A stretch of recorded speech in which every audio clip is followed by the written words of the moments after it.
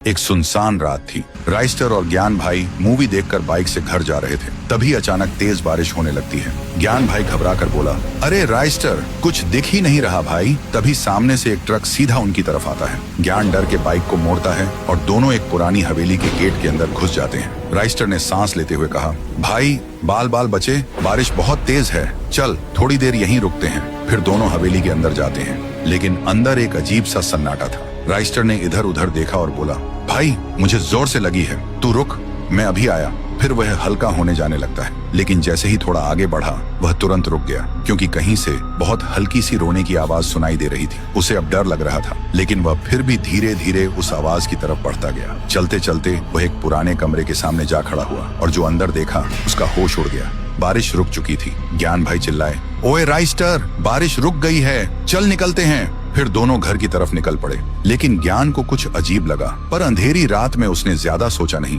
अगली सुबह गांव में मेला लगा था, सब मस्ती में थे। तभी वहां हाथ में एक तलवार लेकर राइस्टर आया और सीधा लोगों पर टूट पड़ा। एक एक को तलवार से काट रहा था। गांव में भगदड़ मच गई, हर तरफ लोग मरे पड़े थे। उधर ज्ञान भाई न्यूज देख रहा था। राइस्टर ने गांव पर हमला कर दिया। देखते ही वह चौंक गया और तुरंत बाइक लेकर तबाही वाली जगह पहुंचा। वहां का मंजर देखकर उसकी रूह कांप गई। राइस्टर लोगों को कैद करके रखा था और लोग चीख रहे थे।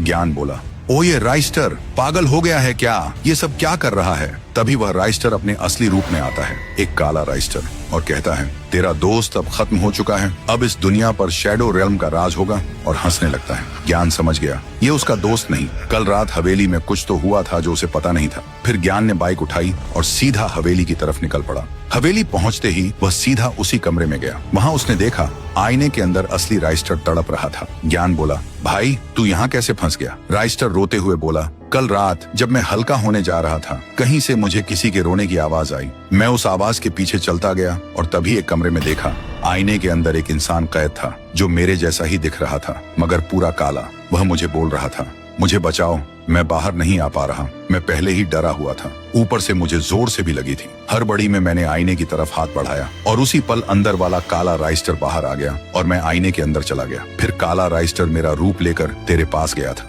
और अब मेरा शरीर काला पड़ने लग रहा है। ज्ञान भाई बोला, फिक्र मत कर भाई, मैं हूं ना। फिर ज्ञान भाई ने वहां पड़ी लोहे की रॉड उठाई और पूरी ताकत से आईने पर वार किया।